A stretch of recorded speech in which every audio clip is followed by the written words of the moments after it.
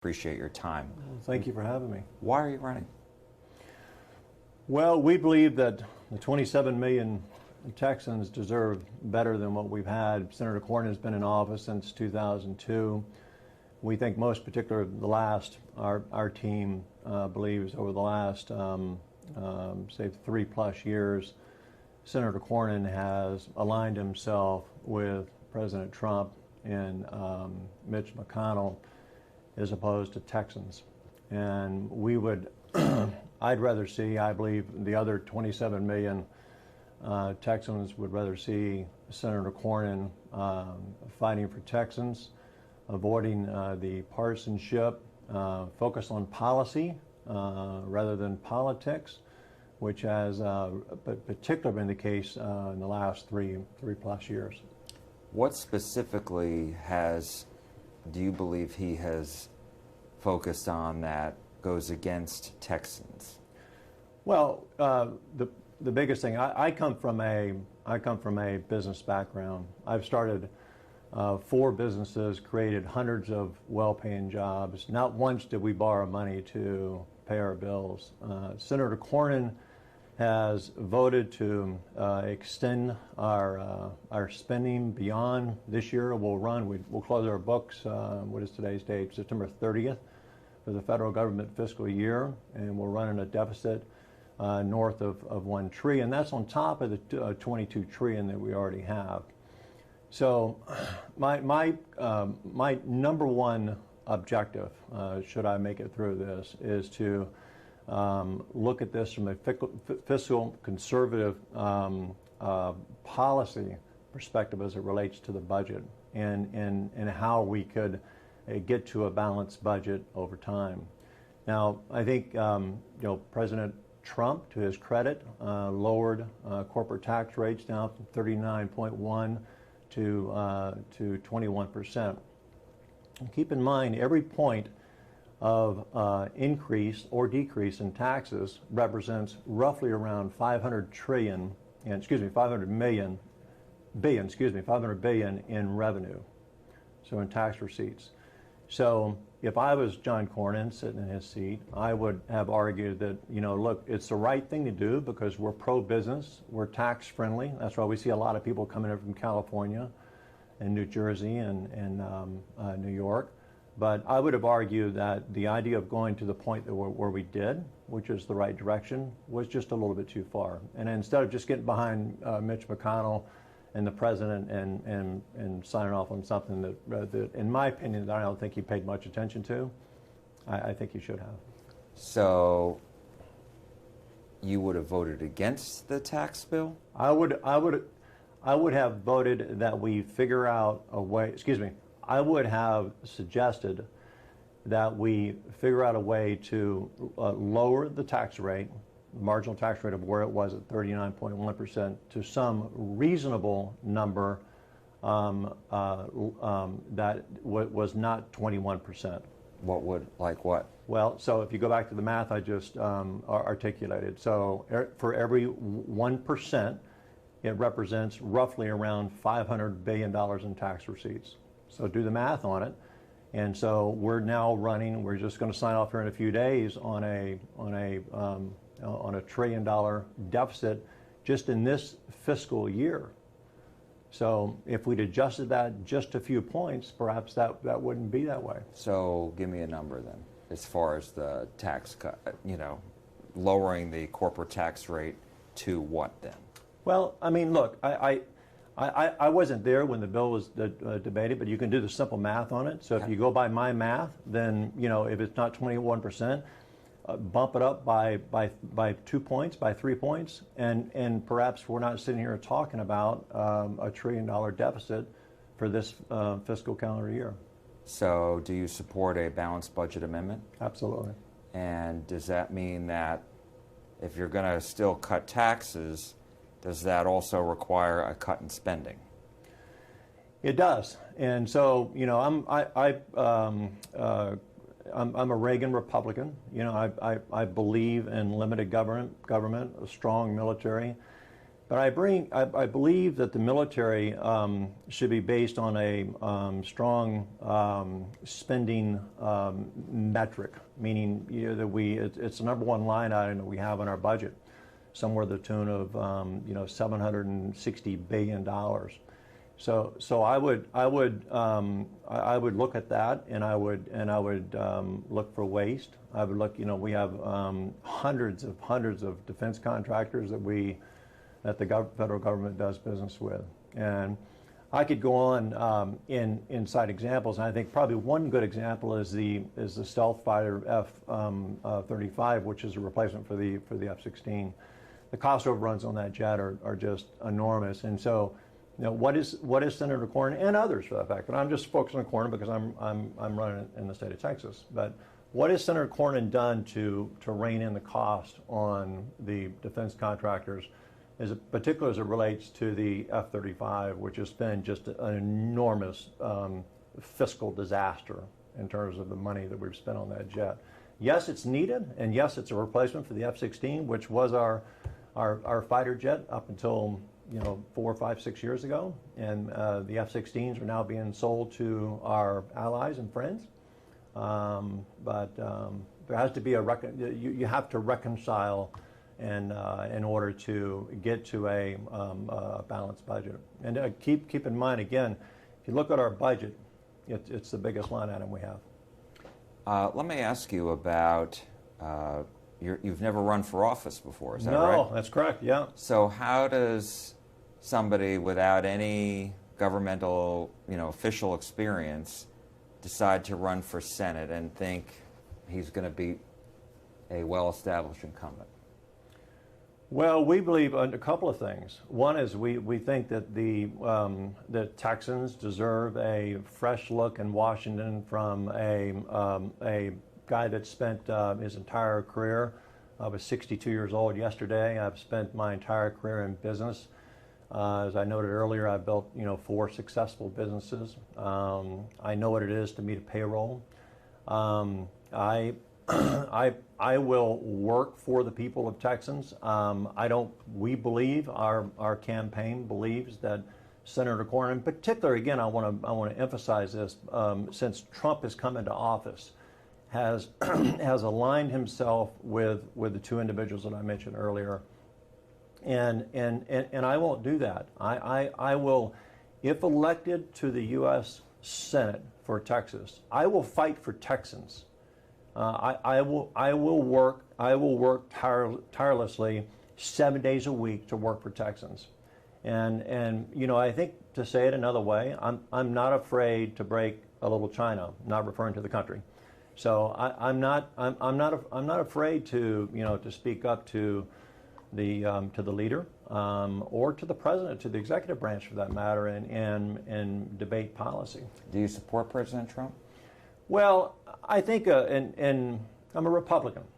He's a Republican, and I would say that there's a lot of things that President Trump has done, probably the majority of them, I would have handled much differently. And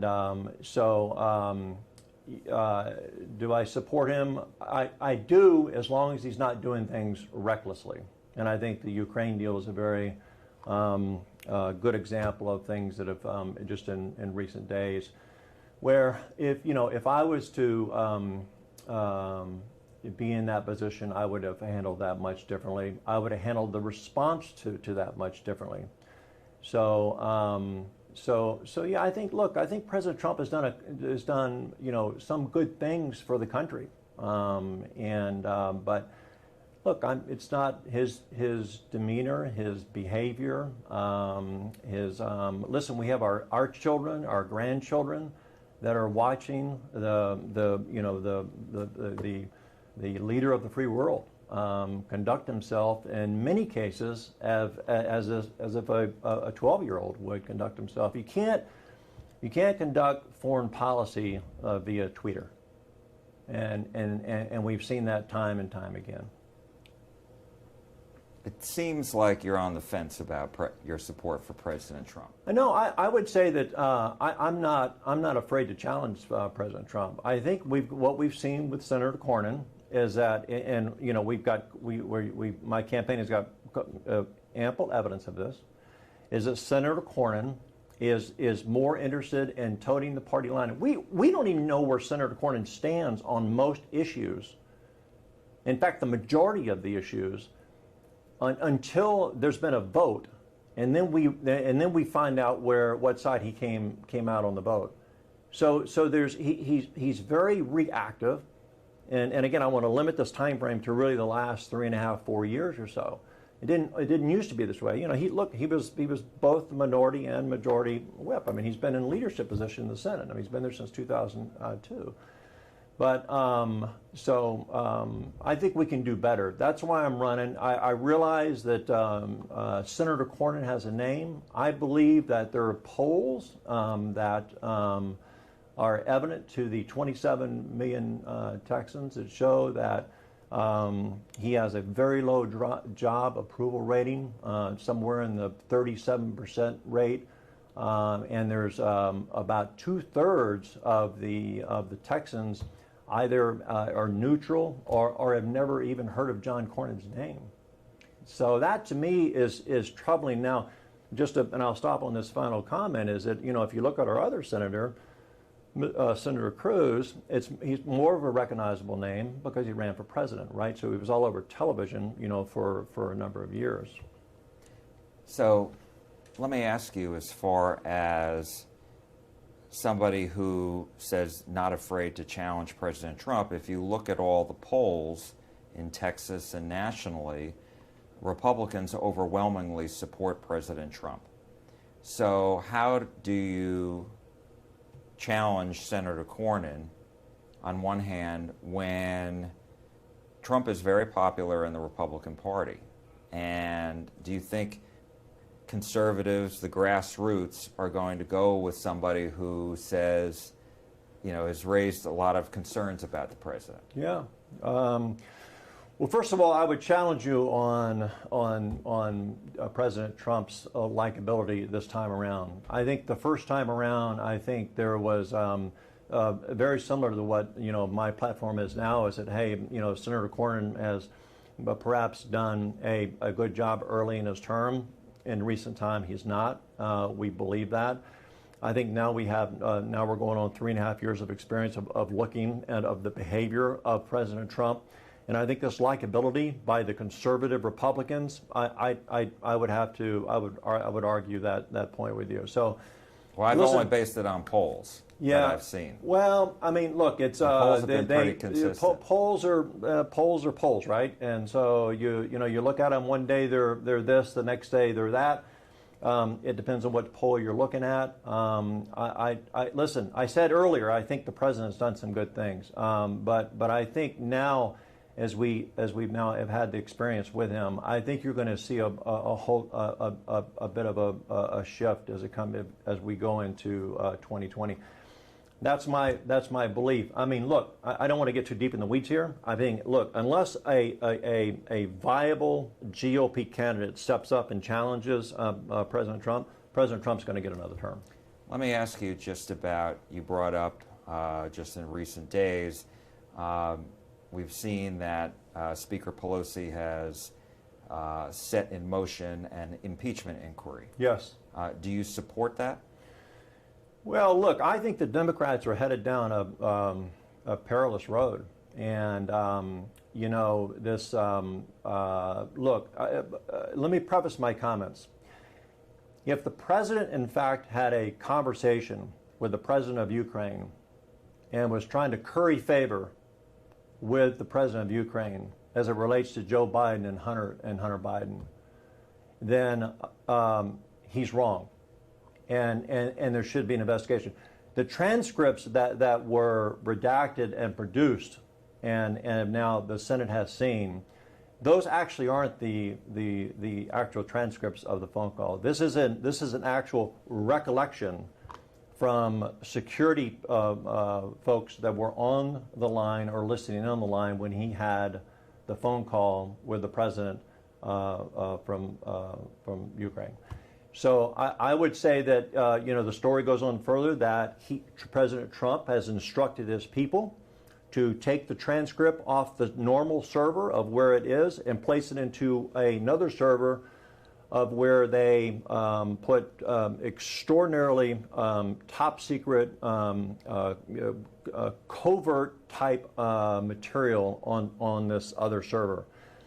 It's unprecedented for a president to take a transcript from a conversation and request that that transcript be put onto that server, which is reserved, per the Pentagon, for only covert operations that the U.S. is involved in. It's not used for telephone conversations that the president has with leaders around the country. Do you think he should be removed from office? President Trump? Well, no, I don't think, the answer is no. And, pardon me. I don't think President Trump or any of us are above the law. And if he, again, if there's more that needs to be done. I think, look, the Democrats have been talking about impeachment. I think Nancy Pelosi has done a good job in saying, hey, look, I'm not speaking for the Democrats here, nor am I a spokesman for them. But I think the idea that if you keep going down this road of impeach, you're really, to some extent, you're damaging your own party. But particularly if you don't have credible evidence to back it up. And I think it's way too early. Ms. Pelosi has said that she's not for that, and she's up until this Ukraine deal came about. Now she just come out and said we are proceeding forward with that. I'll just say that no one is above the law. There's more work to be done on that. And we need to get to the bottom of what President Trump's conversation. More importantly, we need to understand what Giuliani's involvement is in that. Why is he talking to the president of Ukraine? He is a hired hand. He's a lawyer who's paid not by the taxpayers, by Trump. And he's talking to the president of Ukraine. What is he talking about? Why don't we get those transcripts? Why don't we see what he had to say to the president of Ukraine? I think there's a lot more work to be done on that. And look, I would finish up by saying if Joe Biden is in the middle of this crosshair in terms of his son being on a board, and they were investigating the firm, and the prosecutor general was they didn't. A lot of countries, not just the United States, didn't like him. He ended up losing his job. Then perhaps Joe Biden should consider. I mean, he's got a bullseye on his forehead. And perhaps, and again, I'm not a spokesman for the Democratic Party, but perhaps if there's any credence to anything I just said regarding what happened over in the Ukraine, which I read and get maybe some other information that perhaps is that you don't see, is that if he is right now appears to be the leader of the Democratic on the other ticket, perhaps the Democrats would be better served by not having him there. Aside from a balanced budget, what are your other priorities? Well, again, I'm a Reagan Republican. I believe in less government. I believe in a strong fiscal policy that does lead us to a balanced budget. So I'm for free enterprise and entrepreneurship. I want to help Texans. I want to speak for Texans, all 27 million of them, in terms of continuing to be, but even more so, a tax-friendly and a business-friendly state to be. There's a reason why people from California, New York, New Jersey are coming to Texas. And I think that brings up another topic, but I'll just stop there on that. Let me ask about guns. A lot of discussion on this right now after the 2 mass shootings we had here in Texas last month.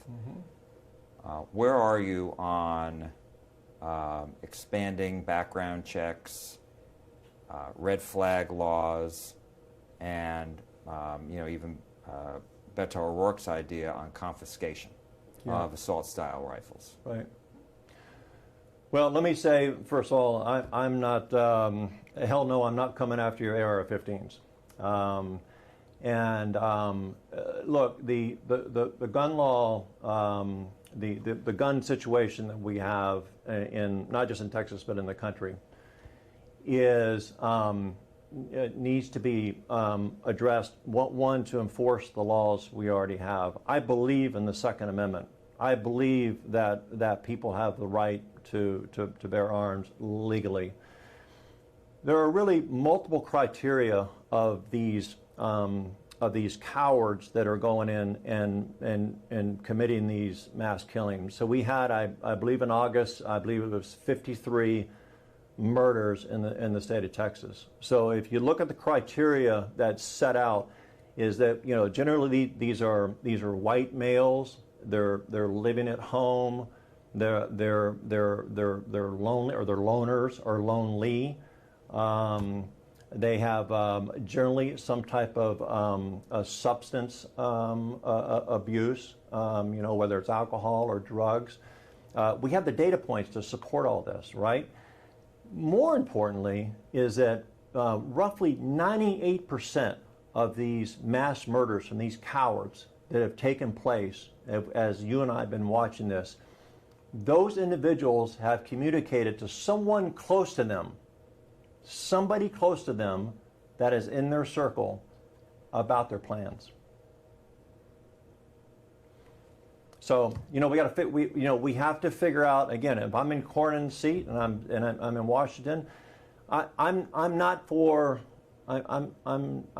the furthest point away from Mr. Beto. I don't believe that we should tinker with that at all. There's a purpose that the Second Amendment was written the way it's written, but we do have a responsibility to protect all Americans. I'm concerned with Texans. And we need to figure out, one, how to enforce our laws that are already on the books, and understand what the characteristics of these people are that commit these heinous acts. Two other questions. One on the issue of illegal immigration. What would be your solution? Well, if you go back to when President Trump said that we had this mass influx of people coming in from Honduras and El Salvador, and at that particular time, when the media was all over President Trump about us Cajun kids separating families from children, putting people in cages and so forth. Keep in mind that the southern border of the U.S. is equipped to handle roughly around 2,000 people that come into the country illegally. So we have the ability to do that. We do not have the ability during that time frame that was in the news, where there were some 60,000 people that were trying to illegally pass through the U.S. southern border. So I'm for immigration, and for any country, for those individuals to come to the United States, but they must do it legally. They must go through the process. And so once you go through the process and you go through, just like you and I pay our taxes, we want them to be here. I want to be inclusive. I don't want to exclude not only the people from South and Central America. I want to be inclusive of all people, but we have to do it legally. We're a government of laws. We're a country of laws, and we have to adhere to that. Do you approve of expanding border walls? Well, I would have done it differently. This goes back to how I said earlier that President Trump does some things. I would have done it differently. I believe that the money that you go back to his campaign, who's going to build the wall? The Mexican government. We didn't see that. So now what's happening is he's taken appropriations from the military bill, and he's moving that to build the wall. So Is the wall necessary? We're going to have a paper out on immigration in the next couple of 3 weeks. But in summary, I think the wall is necessary in certain places. And I think perhaps the place, I've been there. Expanding it? Well, I just think that currently where the wall is going is probably not the most, President Trump, listen, he's the president, but he says, this wall needs to be, from here to here. I think there are certain areas along the U.S. southern border where the wall would be important, or areas where we couldn't get to in terms of trying to patrol the U.S. southern border to make sure that the people that are coming into our country, we know who they are, and they're going through the legal system. We want them here. I'm not advocating exclusionary. I'm an inclusionary. I want people here. I think it's wonderful, that we're a country of immigrants, and I want folks here, but I want them here legally. And let me just ask you, on your press release, you call yourself a moderate Republican, then you say you're a Reagan Republican, right, a fiscal conservative, and then you mention that conservative Texans deserve better. Yeah. So yeah. Which is it? I'm confused. Yeah. So what happened is we had a snafu, and my public relations firm here, and I'm not passing blame to them. It's really it's my fault. So we had toyed around with a logo with our graphic artist for a number of times. So this is a mistake on our part. We had a number of things in the moderate category, and now which Tim will send you later. It actually is common sense Republican. So we didn't like the word conservative because we thought it was just cliche and perhaps overused. Moderate was put in by our designer, and we caught that at the end. But it went out. I mean, look, the Dallas Morning News this morning said the same thing. It said what? Yeah, it said what's exactly right. Yeah. But it's a mistake on our part that it's and he'll send you a new press release. But where it says moderate, that will say and should have said a common sense Republican. And so a common sense Republican isn't conservative? It is conservative. No, it's again, I'm a Reagan Republican, and if you draw a line and you if you bifurcate it down in the center, then I would move over to the right slightly. I'm not going all the way over to the right. So move me over a little bit in terms of a conservative Republican. Again, I hate to keep bringing it up, but I'm a Reagan Republican, and so that's the way to characterize it.